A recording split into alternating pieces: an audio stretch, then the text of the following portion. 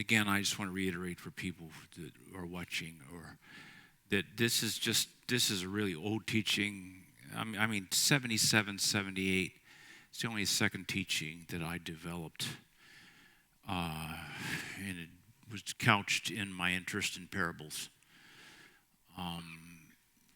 In the subtle nuances of what it brings. And so if you've been around since 1977, you've heard me teach this before, but it's a good teaching to use with bar mitzvahs because they can see. I actually, back in the late 70s, used a lot of notes. Today I don't use any notes, and it's hard if I don't, because my bar mitzvahs are expected to use notes.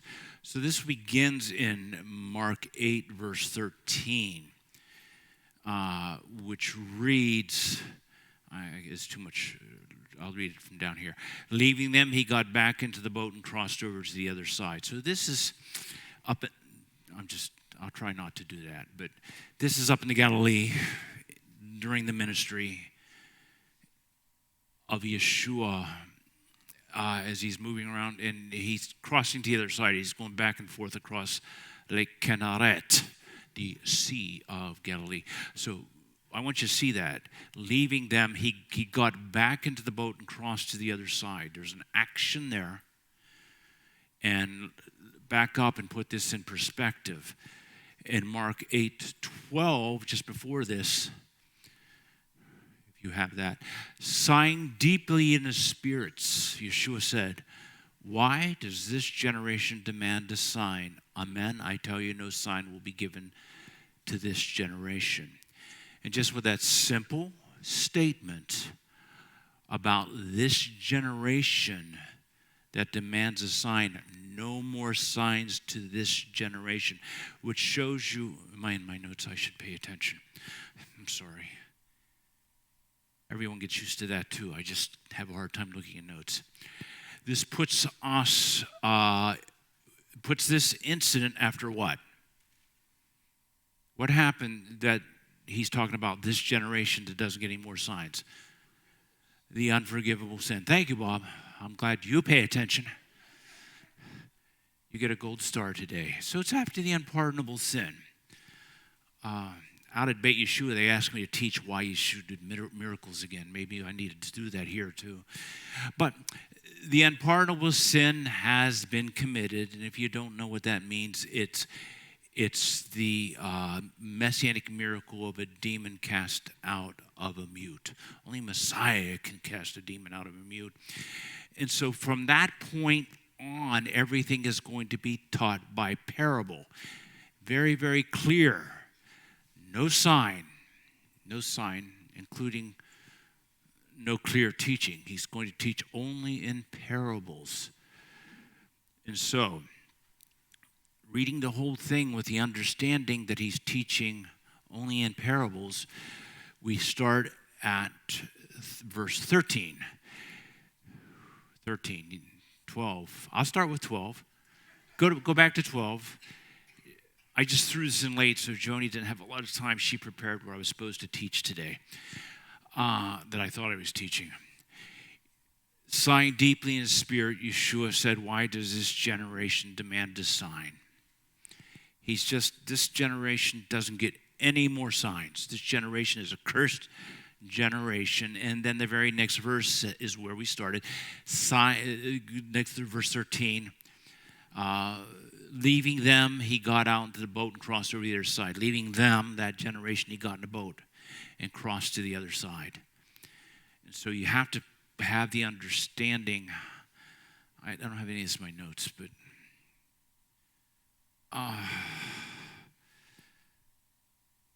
he's exasperated with the people, right? This is all what you don't have to do. Sam knows this because he was up with me too. I don't always look at notes. He left them. He left this cursed, unbelieving generation and got on a boat to cross over the other side. So he's on the boat not with that generation, but with his Talmudim, his inner group of disciples, shalachim, apostles. The next verse points out in verse 14. I have to tell her because she may or may not have it there. It's okay, I have it in my notes. Now the disciples had forgotten to take bread, and they only had one loaf in the boat. Now this is from the perspective of Mark, who is writing this, who's one of the disciples. So he's leaving these unbelievers behind, and he gets on the boat, and they start talking about lunch. It's a Jewish group. They've forgotten to take bread. Now they're crossing a lake. They're crossing a lake, but they're still worried about lunch. And the context is Yeshua in verse 15. Yeshua was warning them. Beware of the chametz, the leavening of the peroshim, the Pharisees, and the chametz, the unleavened bread of Herod. And he's talking to them, and Mark is one of the disciples thinking, we only have one loaf of bread. And he is warning them. And that's why in the next verse, verse 16, they began to discuss with each other they had no bread. Well, it's not true they had no bread, but for 12 Jewish men and Yeshua in the boat, one loaf won't go far. And he's warning them after just leaving those unbelievers behind. He's warning, beware of the chametz, the unleavened bread of Pharisees and Herod. That's the religious leadership, the political leadership. Beware of the unleavened, the mixture that you have from these leadership. And they're talking about lunch. And they're thinking, wait a minute, we don't have enough lunch for everybody. And the next verse, Yeshua says, aware of what they're talking about because he's trying to teach them something. Why do you discuss that you have no bread? You still don't get it. You still don't understand. Are your hearts hardened? He's trying to do a teaching. They're arguing over lunch, and he said, why are you worrying about you don't have bread? You still don't get it. Don't you understand? Are your hearts still hardened? Like, wait a minute. Why aren't you getting this? What's wrong with you? And he continues down that path with an historical pattern in verse 18. Having eyes, don't you see? Having ears, don't you hear? And don't you remember? Which is prophetic. Having eyes, you don't see. Having ears, you don't, right? You have eyes, don't you see? You have ears, don't you hear? Can't you even remember? What's wrong with you? I left the unbelievers on the boat, and you're not getting this. Then he gives them a pop quiz in verse 19. When I broke 5 loaves among the 5,000, how many baskets full of leftovers did you pick up? 12. They said to him. The next verse 20. When I broke 7 loaves among the 4,000, how many baskets of leftovers did you pick up? 7. They said to him. And he responds to that, you still don't get it, do you? 1 loaf isn't enough for the 13 of us. That's what they're thinking about. We don't have enough bread. And he's trying to do a deep teaching on the danger of the leaven of the religious system, the danger of the leaven of the political system. And he said, you don't get it, do you? You don't get it. Now I'm going to get into my notes. Oh, no, I'm not. See, that means I'm taking a break and I'm moving because this is a different thought. I said, I'll work on your notes this weekend. Now, he's crossing over. He gets to the other side in verse 22. coming to Bethsaida, some people bring a blind man to Yeshua and beg him to touch the man.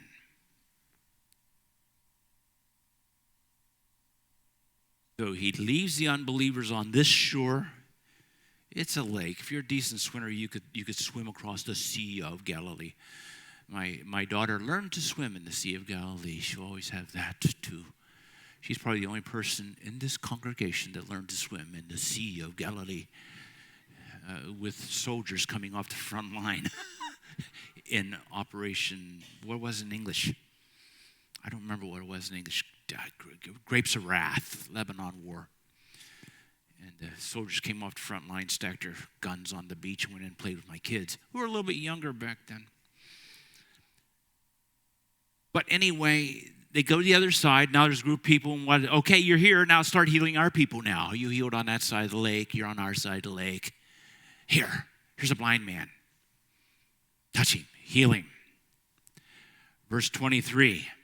Taking the blind man by the hand, Yeshua brought him outside the village, and after spitting in the man's eyes, laying hands on him, Yeshua asked the man, "Do you see anything?"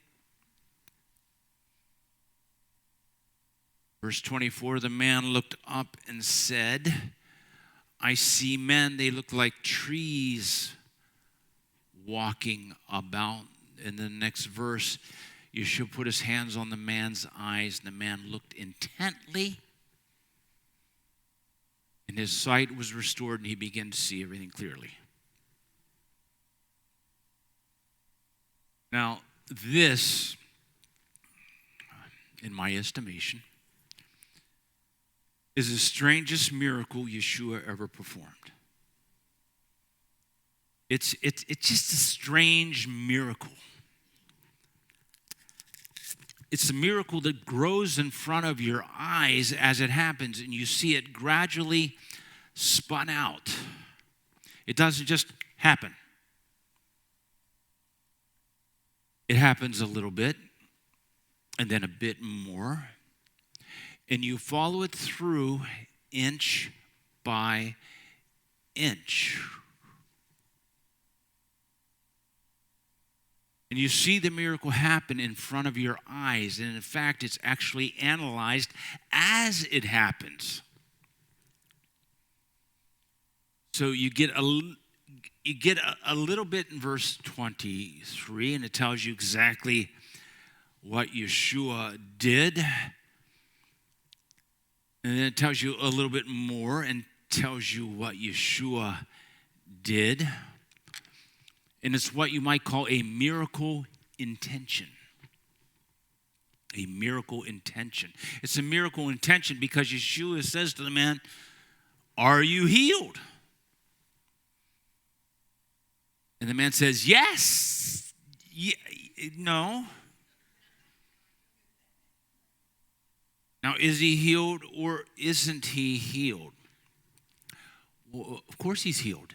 Because the scripture says he looked up. He could see. It wasn't the raising of the head. It was the opening of the eyes. He looked up. He could see. But then again, of course, he isn't because he can't really see. Because he's hopelessly out of focus. He sees men. But they look like trees walking about. And you have to ask, what's going on? And again, I refer to it as a miracle intention. You see, it's a miracle. But it's a miracle on the way to becoming a miracle. And it's kind of a little bit of both. Now I have to ask the question, when I see something unusual, this intrigues me, I have to ask, why did Yeshua do it like that? I mean, by now, he's had plenty of experience healing.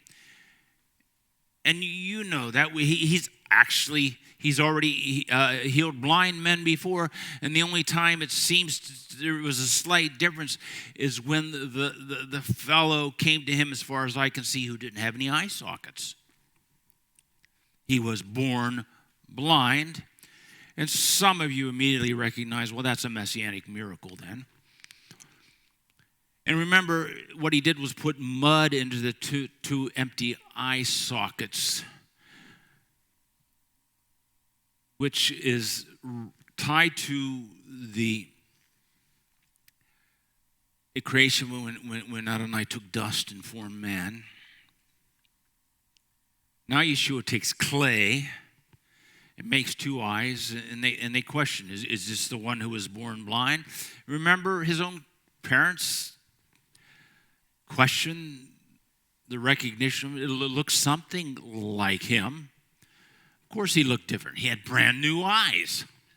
Then the important fact, of course, was that he was born blind, which was, of course, a messianic miracle, proving he was the Messiah. But that's the only time this miracle was really different. All other times when Yeshua healed, he simply spoke the word, touched them, sent them away. But on this occasion, he draws out the miracle before us, and we could actually see it happening. Why did Yeshua do that? Why does he change? Why is this miracle so strange? What's he trying to show us? And I believe very simply, the people were getting used to a display of fireworks. I think miracles were happening and popping all over the place, sometimes for very specific reasons, sometimes for different reasons, and sometimes for seemingly no reasons at all.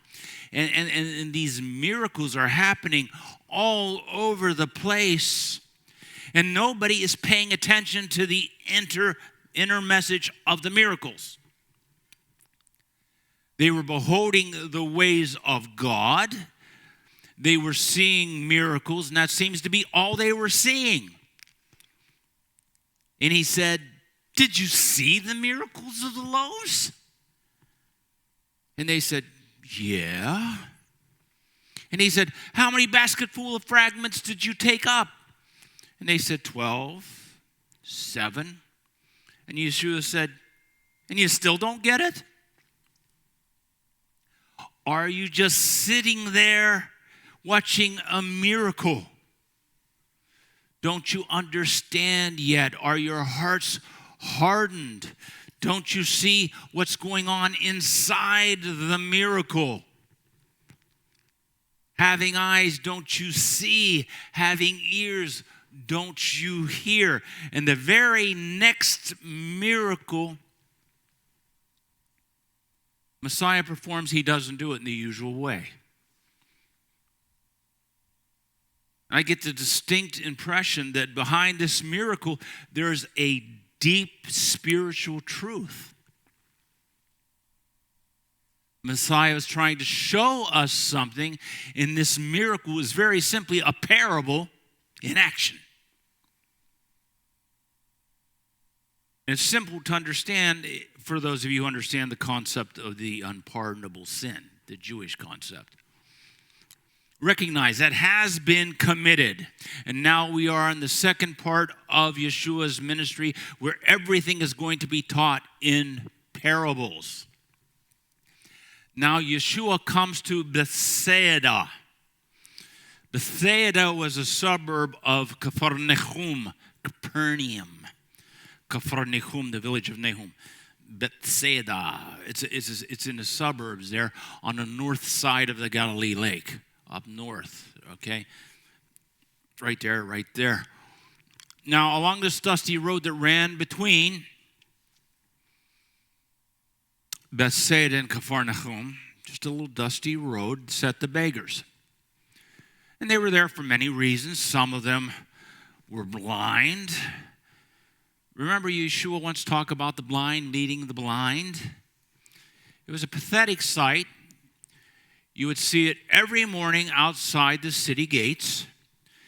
In many of the villages is the blind clinging to one another, the first one blind as well, tapping his way along with his stick, and the whole string of blind following behind him, the blind leading the blind.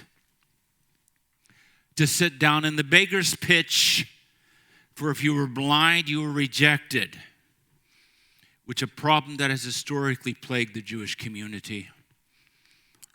If you're blind, there's nothing to do but sit and beg. Others were lame, and they all sat there dressed in rags, and people threw them alms.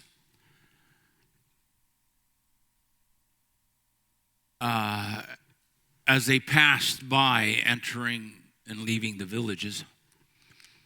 And as Yeshua walked around these roads between the villages, particularly in the Galilee, that's where most of these kinds of miracles took place, there where the need was the greatest. And that's where most of these miracles took place. Now, on this occasion, some friends bring this fellow to Yeshua. I don't know his name. But some people brought him along in his beggar's rags with a stick in his hand. And he comes, and Yeshua sees him, leads him outside the village away from the crowds, and that's not at all unusual because he's going to heal him. And to have your blinded eyes suddenly open in front of a gawking crowd could be quite a shock. So Yeshua leads him to a quiet place, and he anoints his head with spittle. And that's not unusual. See that mark right there? That means there's a story behind that I didn't write. Which in Jewish tradition, the firstborn son's spittle has healing power. In historic Jewish, the firstborn son has a double portion, has a double anointing, even the spittle can heal. And that ties to a lot of things that happened throughout our history, just so you know. But he anoints his eyes with spittle and lays hands on them, and the man looked up, is what the scriptures tell us. He gained sight. It says he looked up. In other words, it wasn't raising of his head, it was the opening of his eyes. All right? He looked up. A miracle has happened. Unquestionably, he looked up. And Yeshua looks at him intently and says, "Do you see anything?" And the man says, "Yes, no. I see people, but they look like trees walking about." Now Yeshua reaches out his hand a second time and touches him. Now it's very unusual. He's never had to do this twice. And this time the man looked intently. He opens his eyes, he stares, and as he does, his sight is restored, and he began to see everything clearly. Now, you read these verses and you see this played out. And where we are, Joni, is back to 8:23, 24 and 25. 23. Taking the blind man by the hand, Yeshua brought him outside the village after spitting the man's eyes, laying hands on him. He said, ask the man, "Do you see anything?" 24.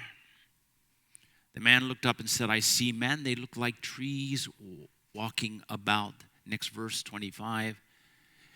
Yeshua put his hand on the man's eyes again. The man looked intently. His sight was restored, and he began to see everything clearly. Thank you, Joni. You should be appreciative Joni can do this kind of stuff when I change messages at the last moment on her. And you have to ask the question, what is this parable? What's Yeshua seeking to show us? Because I don't want you to miss the obvious. There's no question the man was healed. He received a touch of Messiah's working of miracles, and he could see. You have to see that. This was a blind man who could now see, because you can't miss the little things. The trouble was, though, he was hopelessly out of focus. Now, I meet people who have been unquestionably born again in that spiritual sense of becoming saved. In both the Christian sense and the Messianic Jewish sense, we usually have a little bit deeper understanding, but it's the same sense. That born again spiritual significance you see in the 3rd chapter of John. And there's no question, these people have been born again in that spiritual sense. They have met with Yeshua the Messiah, and Yeshua has touched their eyes, and in their spirit, they are no longer in darkness. They can see absolutely, I think. It's not that they're blind. You have to understand. They're not blind. I know that. I know that when I talk to them. I see that they're no longer in the darkness of this world. You put these people back into the world, they're miserable. They're just miserable. They don't belong there. They can't be happy there. There's no question about that.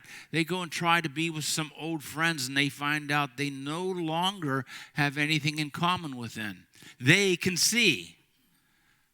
But then, on the other hand, when they read the scriptures, they discover they don't really enjoy the Messiah the way they're supposed to. Not really. The spiritual vision is horribly out of focus. And they go around these poor, pathetic things. And you may see them, you may even know them around. Can I see or can't I see? Am I saved or am I not saved? Am I a believer or not a believer? Please, somebody tell me. And people come to me for advice. What am I? Do I really have my salvation? Do I really belong? I don't fit in the world, but quite frankly, I'm not really quite with it the way that some of you people are. And you talk to each other during Oneg or out in the picnic area, and you think, I really don't belong in the world, but I'm not really sure I belong here either. Can I see or can't I see? One day you're reading the scriptures and you sing a song of praise and your heart leaps within you. And you say, of course I walk with God. I have my salvation. Whatever came to me to think otherwise, it must be so. And I know that I know that I know. And then you go out and you start talking to another believer, and after 5 minutes you think, how can I really be saved? How can I really have my salvation? You see, I'd never act the way I do. I'd never say the things I say. I'd never think the ways I think. If I was really born again in that spiritual sense, if I really had a relationship with the Messiah, I'd never do these things. Okay? Can you relate to that concept of the world? Can some of you grasp where I'm coming from? Now note the nature of the problem. It was people he had a problem with. He said, I see men. They look like trees walking about. But he did see people. These people we're talking about, do they see? My immediate response is, yes, they see. They see God. There's no question their heart is opened up to God, and they know God and see God as they never deemed it possible for human beings to know and see God. There are some among us even today that are probably in that condition. They see God. And there are some who raised their hands during the praise and worship, and they honestly worshiped God. They weren't being hypocrites. They see God, and God is more real to them today than he has ever been before. He's a reality they can see. Can I tell you what they see? They actually see themselves. Before, they couldn't possibly see themselves in such a mess. But there's something about seeing God that allows you to see yourself.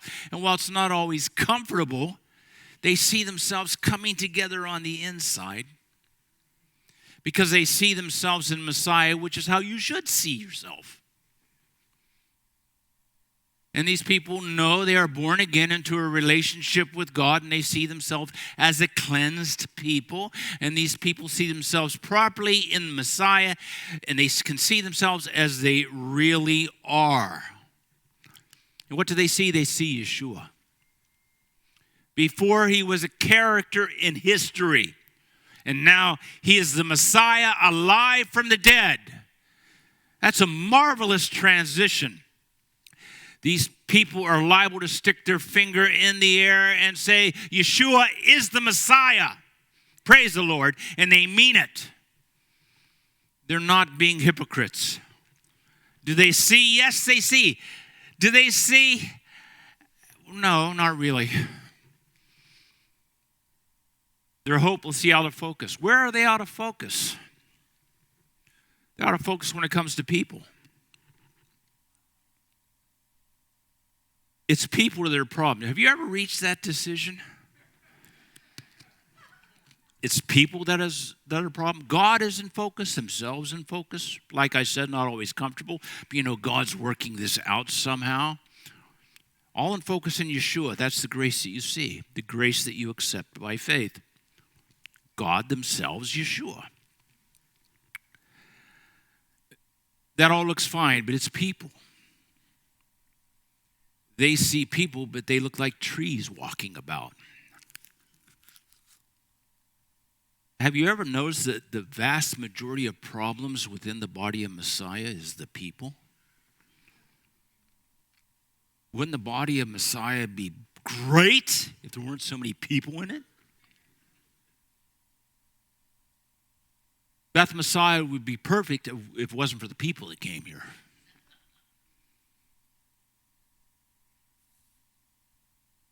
So believers have that Lone Ranger mentality. God, Yeshua, and me. Please, nobody else. And they don't come here. They don't need us. They have Yeshua. And they do their own things. It's much less complicated that way. No wretched people. In the reality, there are tens of thousands of people in the Messianic movement alone, let alone the church. Now, this is a great congregation. It's just the people that come here that louse it up. Every time, you know what I'm talking about. You come here, it's Shabbat. You want to leave the world behind. You want to praise God, to love Yeshua. And then that person walks in and everything starts to unravel. Everything goes out of focus. That's the problem.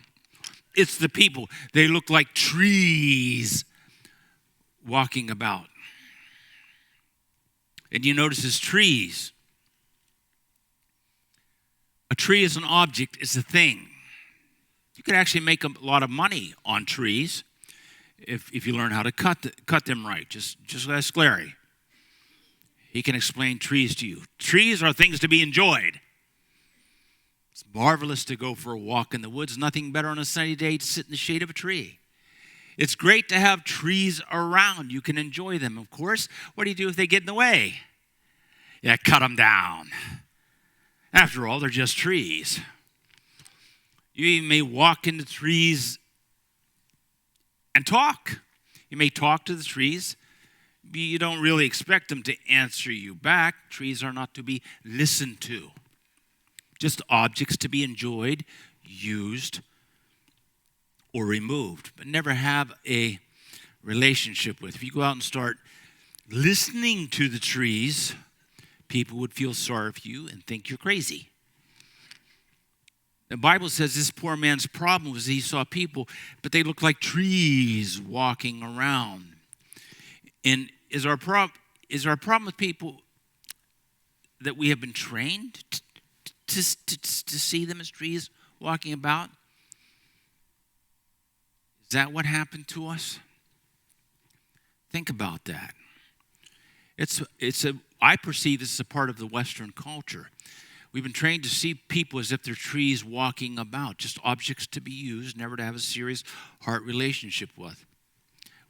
It's very possible to be here in this gathering of mostly caring people and go away having experienced a nice walk in the woods. Just to walk among the trees. And you don't know anyone any better when you came in than when you leave. And you don't see any reason to open up to everybody because you just enjoy the forest that is called Beth Messiah.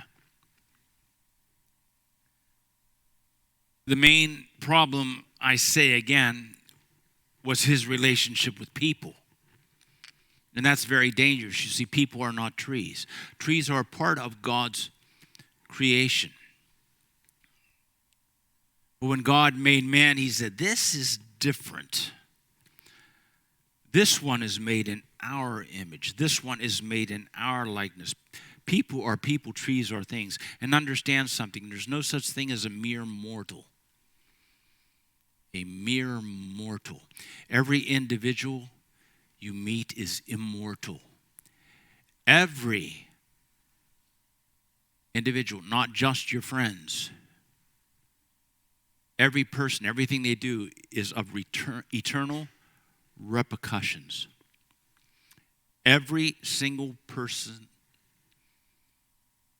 is a vast, unthinkable consequence. Every single person. Sometimes it's hard to get that. Sometimes we are blinded of the heaps of humanities that surround us. You get out in traffic. You go near university at 5 o'clock. You know, you're out in the traffic. You're out among the trees. They could be potted plants for all that you notice. But they're not trees walking. Every person is a vast, unthinkable worth. Every person we should see. Look at Yeshua as he moves through the Galilee. It's significant. I've talked about this quite a bit before. How many people can you name that Yeshua healed? How many people? Pop quiz. Who did Yeshua heal?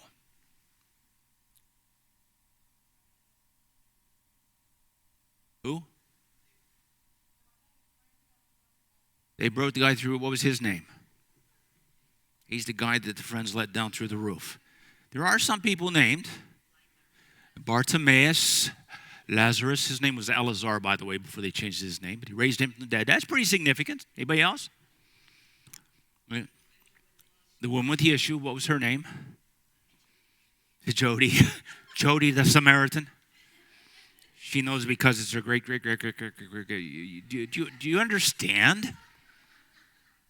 You know, the centurion's servant. You don't even know the centurion's name, let alone his servant. Can you name somebody that Yeshua talked to, had a conversation with? Yes, Simon Peter. He talked to you're right, he talked to all of his Talmudim. One-on-one, and you know them all. That's good. You're bar mitzvah. You're still bar mitzvah. You didn't flunk, Sam. The maidens, yeah. Tabitha. Zacchaeus. Well, yeah, but he has a name, Zacchaeus. That's what it's called in the English Bible. Yeah, absolutely. I'll give you a hint. 3rd chapter of John. Nicodemus, right? You know, the woman at the well, this, that, we have this custom in the United States. And it's we walk up to people and say, "Hi, I'm Rabbi Judah." And that's not done all over the world.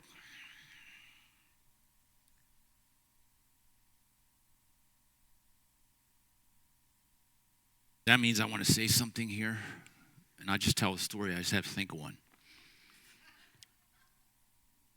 I was out in Africa driving around with Rabbi Alex, and we had gone in to meet with a congregation in the middle of nowhere, in the middle of a field, nothing but dirt all the way around, with this building with concrete benches in there where the community gathered. And they came in mid-afternoon when it was hot. They took a break, come in, they all met and let me talk to them. And then we were driving out. We got to the main road. And we pulled over and stopped behind this big black SUV. And I said, "Why are we stopping?" And they said, "This is Her Highness the Queen." I said, "Okay." And so we got out of our car and walked over. And I stood back, and he told the Queen, "This is Rabbi Judah. You have heard of him." And I stood back, and she put out her hand out of her window, which means I could approach her. And I approached, and I bowed, and I took her hand. And I said, "Your Highness." And she says, "Honored to meet you." And I said, "I appreciate it, ma'am. I look forward to getting to know you better." But, I didn't walk up and say, "Hi, I'm Rabbi Judah." You don't do that. That would have been an affront. That would affront. Now, here I go up and say, "Hey, I'm Rabbi Judah." But this is not done all over the world. It's rude. And I don't see anywhere in the scripture as Yeshua walked by and say, "Hi, I'm Yeshua." I don't see anywhere where names were exchanged. Remember when they asked the man born blind, "Who healed you?" He said, "I don't know." "Well, didn't you get his card?" Do you realize what's going on? To an anonymous centurion servant, to an anonymous woman at the well, to anonymous lepers, to this anonymous man, Yeshua gave himself totally to them. It's a tremendous thing. And I don't see where he even knew their names. If there ever could have been people who looked like trees walking about, you'd find them in the beggars' pitches. You'd find them in the blind men. You'd find them in the lepers. Messiah gave himself to them as they were. They were persons of immortal worth. Do you remember how Messiah, Yeshua, called the tax collector? When I say he called the tax collector, you all know who I mean, right? Who was the tax collector? Matthew. Okay? Tax collector was an employee of the Roman government. He was considered meshumet, a traitor to the Jewish people. They were absolutely hated. Absolutely hated. If anyone even brushed against a tax collector, he'd have to go home and do a mikvah because he had touched a tax collector, which made him unclean. Oh, I touched a tax collector. They weren't related to, they were called dogs, and not just a dog, a pariah dog. A pariah dog. He was a tax collector. Now, there are 3 accounts that record the calling of the one called Matthew. Mark was one of them in Mark 2:14. As Yeshua was passing by, he saw Levi, the son of Alphaeus, sitting at the tax collector's booth and said, "Follow me," and he got up and followed him. So Mark recalls, he saw this guy sitting at the tax collector's booth.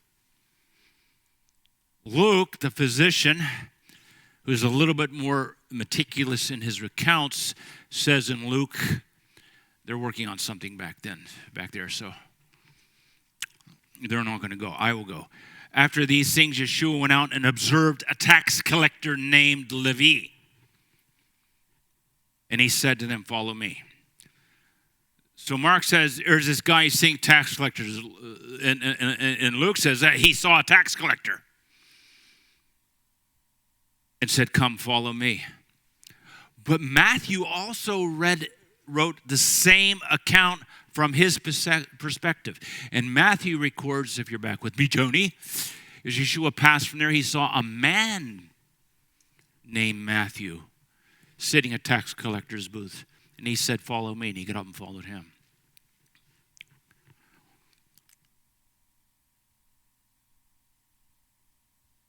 Matthew records he saw a man. When Matthew looked up from his tax collector's booth, somebody was looking at him as if he were a man. Everyone else saw him as a dirty little tree that walked. Even Luke and Mark said he saw the tax collector sitting there. But Matthew said he saw a man who was a tax collector. That's a huge difference. Yeshua saw a man and said, "Follow me, you're a person." He said, "You are a lost coin worth looking for." When you consider this statement, Yeshua was sacrificed for us, you're missing us. If you can't get any closer than that, you're not there. Yeshua loves me. He gave himself for me. I was worth the Son of God taking on humanity in the womb of a virgin. I was worth that to God. He loved me and gave himself for me. And it's a tragedy when we see men as trees walking about. You see, the curse that has been on the human race has cut us off from God. We're cut off from reaching out to God. We are cut off from ourselves because it curses caused me not even to know who I am. In fact, most of the human race walks around wondering, who am I? The curse is also cuts off from each other. Now, I can handle that as a good sinner. I can handle most of that. I just forget about God and pretend like he's not there. I just shut him off in the periphery of my mind. Myself, I'm so arrogant and proud, I think I've got it all together. Even though I've become foolish and vain in my own imagination. And I can handle that my own fallen situation except for other people. They just won't disappear, and I can't just shut them off. And there I was on center stage thinking I am the center of all things. I am the wisest man that ever lives, and my decisions were the greatest. And maybe you didn't think that when you were young. I did. And most of you actually felt that way before Messiah came into your life. You stood in the center stage of our life, and we pushed God far enough away that we could even believe that. And in the stupidity of the darkness, once that came, we were stupid enough to think that was wisdom. And then what happens? You come along, you come right up here on center stage with me, and you shove me aside. Just outside the spotlight, and I was mad. How dare you do it? Don't you know who I am?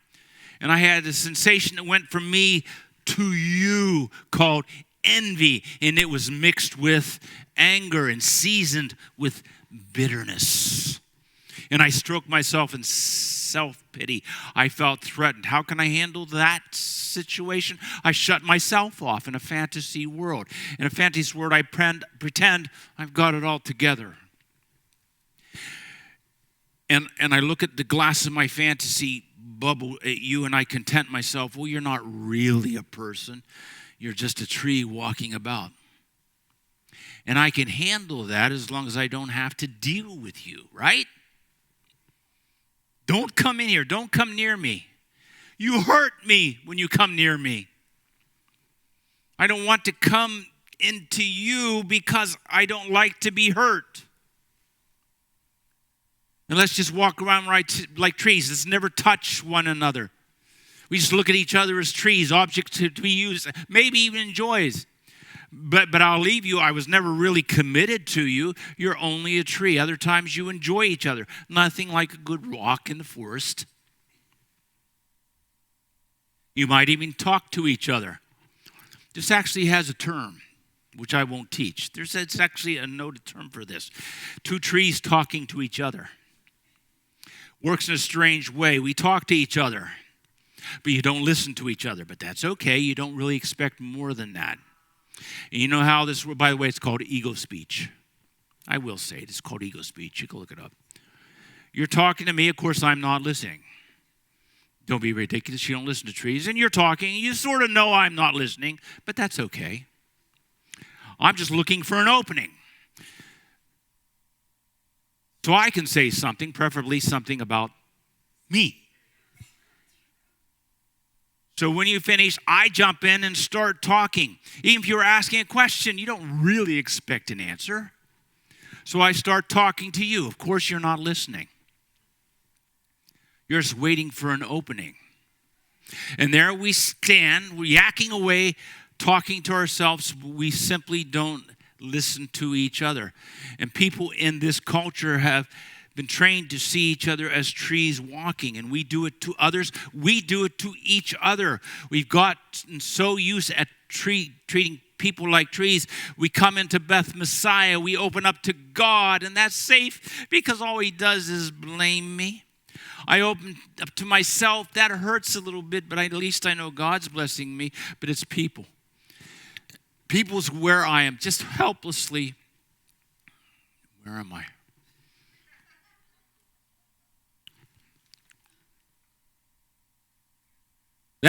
Thank you. That's where I'm all out of focus. I keep seeing others as trees walking about. Okay? Do I relate to you?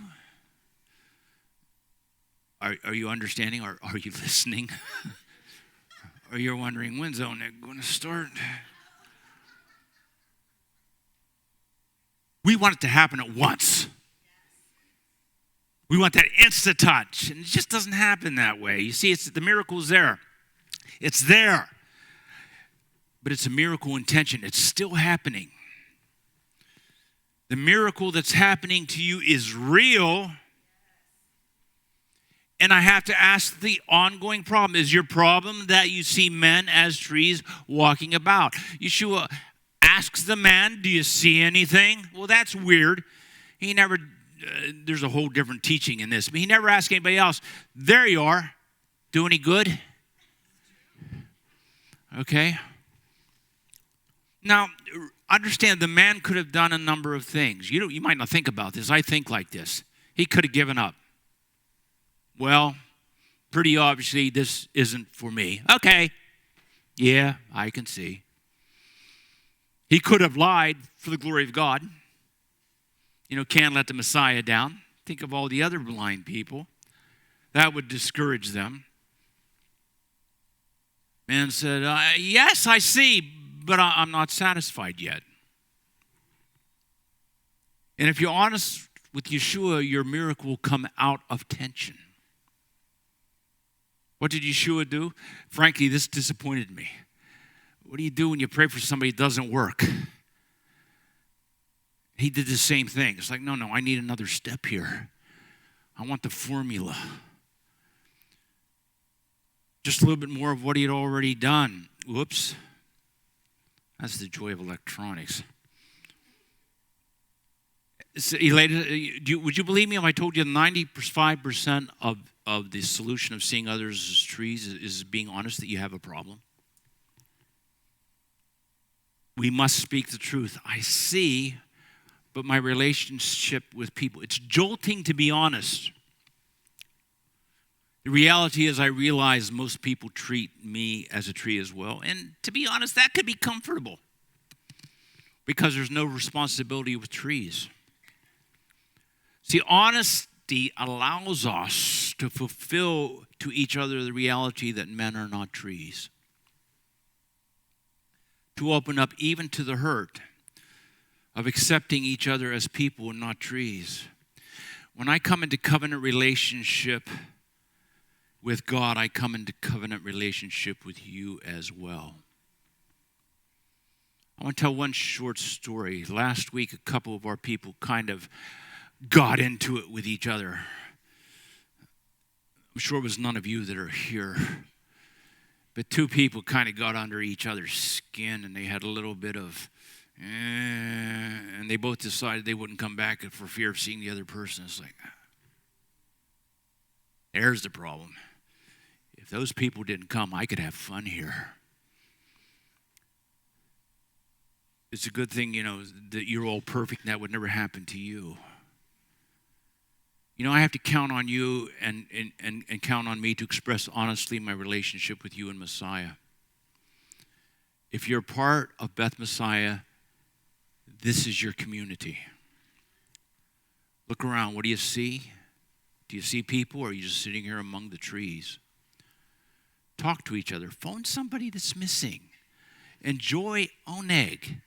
Sit around the table and schmooze and talk about life. Come to picnics. Care for one another. Care for one another. One of the things that happens out at Beit Yeshua, Bob's going out today, is we go out there, and we were gone for all through COVID. We came back there on a mask, and it's a fluid conversation. And every time I'm there, if they want to ask a question, they'll raise a hand. I say, "What's your name?" I'm Michael. It's like even people that have been there for decades out there with us. I don't always remember everybody's name. I'll ask you time and time again, "What's your name? What's your name? What's your name?" Do I get it? And I have to do that because I want to, especially out there, see, they're known by numbers. They're dehumanized. And they're known by numbers, they're known by last names. I said, not here. This is a community. And people that are, those of you that are newer or not here all the time, I'll say, "What's your name?" Don't be offended. That means I care enough to try to learn your name. I said, once you've been here, if you ever go to Israel with me, we live on a bus together for 2 weeks, I'll learn your name. Until then, don't be offended if I ask you your name. I want to know who you are. And I want you to know who I am. Be blessed, everybody. Shabbat shalom.